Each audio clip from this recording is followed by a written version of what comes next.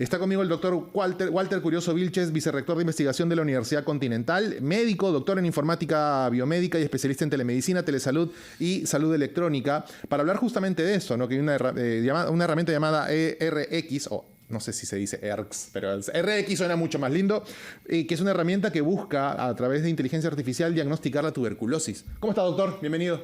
Muy buenos días, Jesús. Un gusto estar aquí con los seguidores de familia.com en RPP.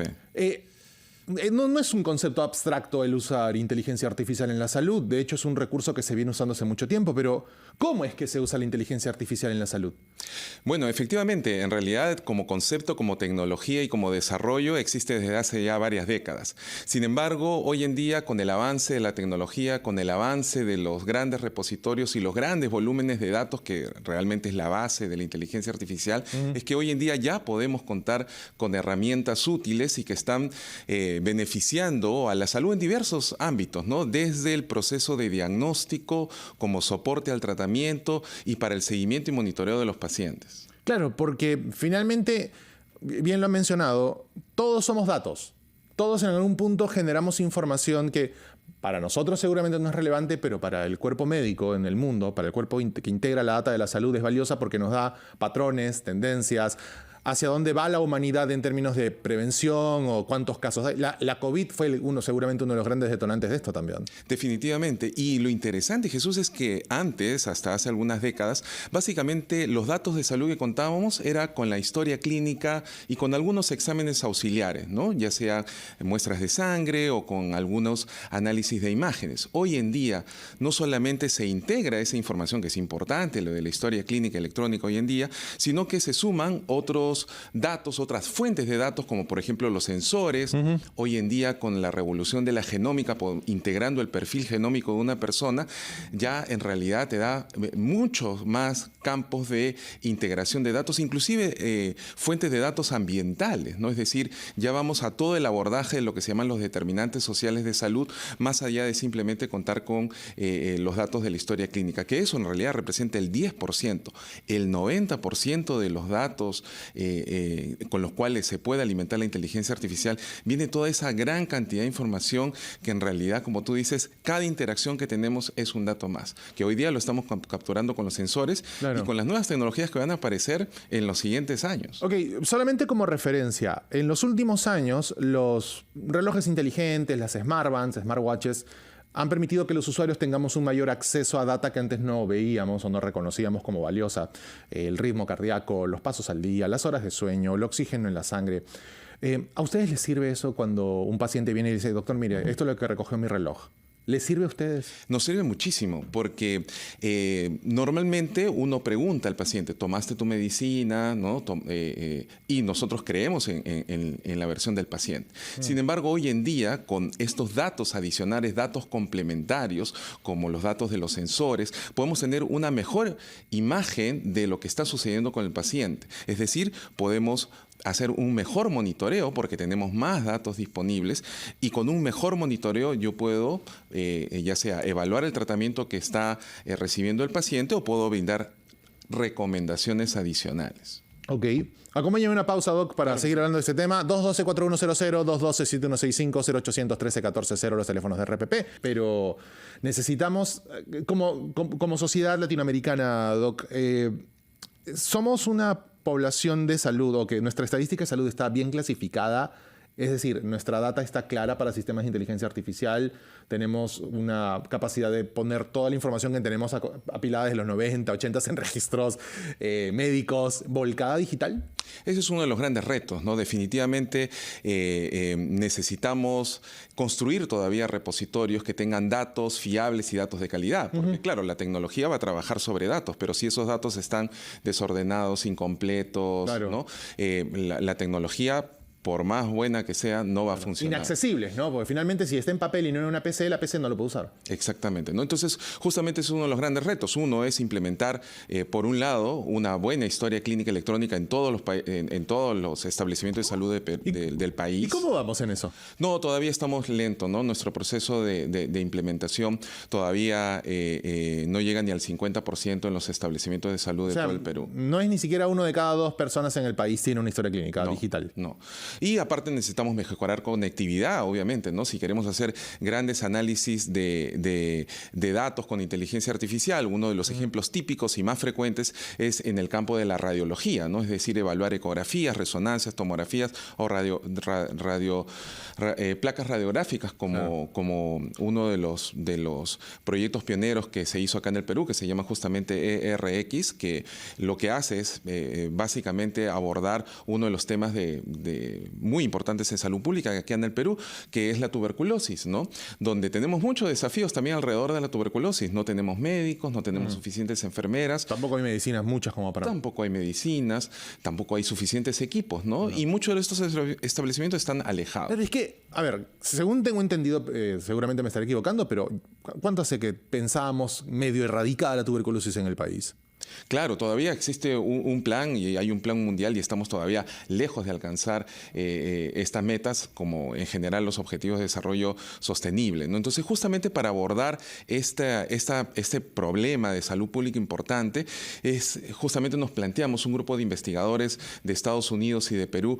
La tecnología puede aportar en este campo, ¿no? Y uno de los focos de investigación que todavía necesitamos abordar más es justamente el diagnóstico de la tuberculosis, porque un paciente que no se diagnostica a tiempo puede llegar por un lado, a contagiar más, y por otro lado, a complicarse porque no está recibiendo el tratamiento de manera oportuna. Ok, o sea, lo que hace esta inteligencia artificial que ustedes han desarrollado, que es RX, es ve la placa y en función de lo que ve, diagnostica. Exacto. Con un dispositivo móvil donde está embebido un aplicativo con un algoritmo basado justamente en lo que mencionaste, en redes neuronales, en este tipo convolucionales, lo que hace es toma la foto e identifica patrones, ¿no? Patrones anormales, ¿no? Comparando obviamente con placas normales, e identifica 6 patrones diferentes de tuberculosis, ¿no? Tuberculosis miliar o linfadenopatías, etc. Para explicar rapidito, nada más, porque para la gente puede sonar muy marciano este tema, pero realmente es bien simple. Cuando uno desarrolla algoritmos de detección, lo que hace es primero la entrena. Le pones una banca de fotos a una IA con un sensor, desarrollas un algoritmo que le dices, ok, quiero que hagas esto.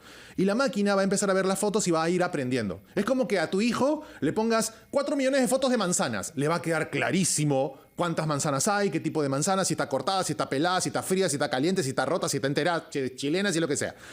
Una vez que ya entrenaste esa máquina con miles de horas, la expones a nuevos casos que nunca vio. Y ahí calculas cuánto éxito o fracaso tiene para reconocer nuevos casos. Y la sigues capacitando y la sigues entrenando y la sigues hasta que llega un punto en donde dices, ya sé Kung Fu. Y ahí es donde la aplicas. Nosotros los seres humanos hemos colaborado muchísimo con esto cuando tú entras a una página web y te dicen, marca las fotos que son un semáforo. Ya, esa captcha es capacitación de inteligencia artificial. Todos hemos colaborado con eso. Pero en este caso específico, este algoritmo detecta estas anomalías, estas peculiaridades de una placa y dice, esto no se parece a uno normal y esto no debería estar acá. Exactamente, y eso precisamente se hizo. Se entrenó con alrededor de 5.000 imágenes, placas de pacientes con tuberculosis y pacientes normales, ¿no? Para que pueda diferenciar y discriminar.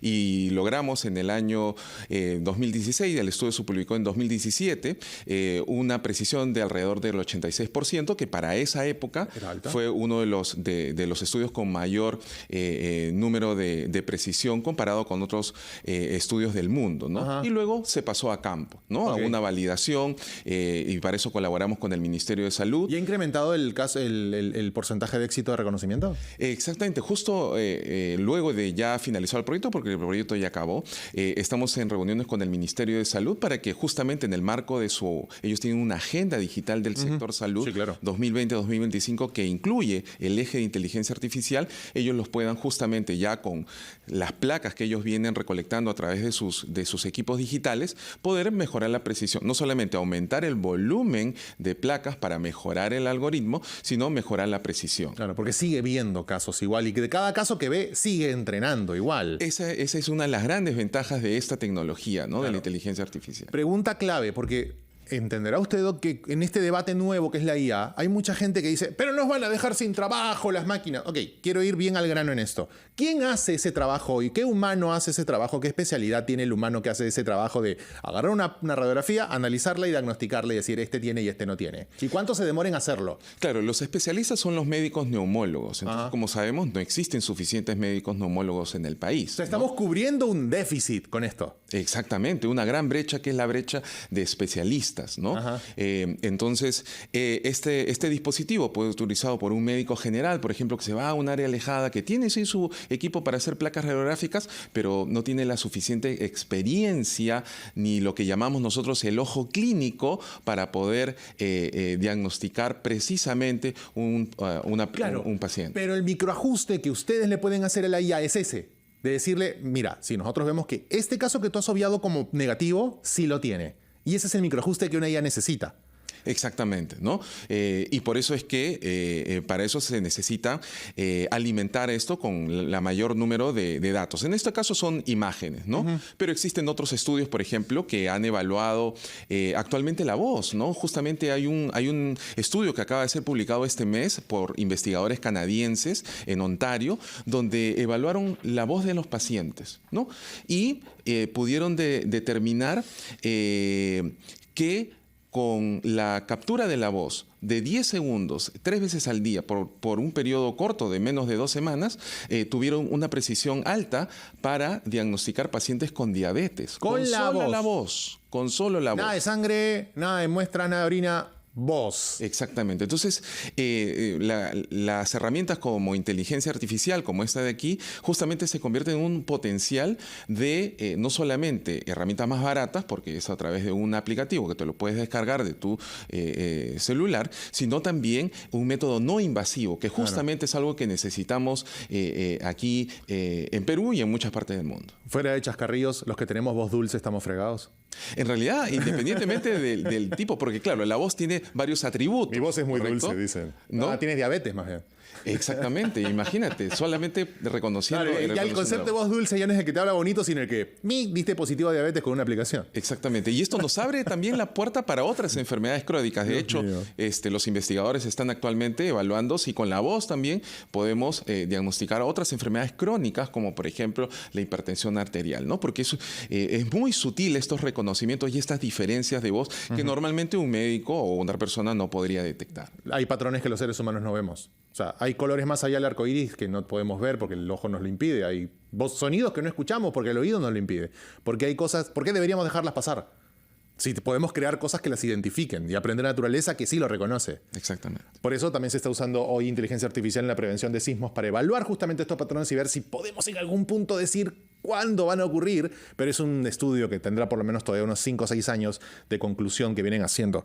Pero bueno, hay muchas cosas por evaluar. Pero doctor, muchísimas gracias por aclarar este tema y felicitaciones por el avance. Me parece estupendo que se combate el déficit de empleabilidad con IA y que no significa que no contraten a nadie. Es básicamente... Esto es en beneficio del país en temas de salud. Totalmente. La inteligencia artificial no va a reemplazar a los médicos, ¿no? Eso es importante tenerlo en Google cuenta. Tampoco, ¿no? Para los que tienen miedo de ir al doctor y van a Google y porque les duele el dedo tienen cáncer. No, hay que ir al médico también. Claro, pero un médico contando con estas herramientas sí va a destacarse de un médico que no utiliza o lo niega, ¿no? Entonces, la inteligencia artificial responde a grandes desafíos que tenemos en el sistema de salud, no solamente respondiendo a la brecha de especialistas, pero sobre todo, y estos son unos puntos muy importantes, nos va a permitir la detección temprana de enfermedades, ¿no? Y un punto importante es respetar siempre la privacidad, la confidencialidad y la seguridad de los datos, que también es un desafío que lo tenemos a nivel internacional. Datos sin rostro. Exactamente, ¿no? Entonces, este es un aspecto que también es de interés, no solamente para el Estado, el Ministerio de Salud, sino para las agencias alrededor, ¿no? La colaboración en inteligencia artificial es fundamental y el rol de la academia y de la universidad, porque necesitamos más médicos, más profesionales de salud que conozcan, que sepan los riesgos, los positivos, lo negativo y las consideraciones que hay que tener cuando implementamos tecnologías, ¿no? Entonces, más programas de capacitación para profesionales de salud y ahí el rol de la universidad es importantísimo.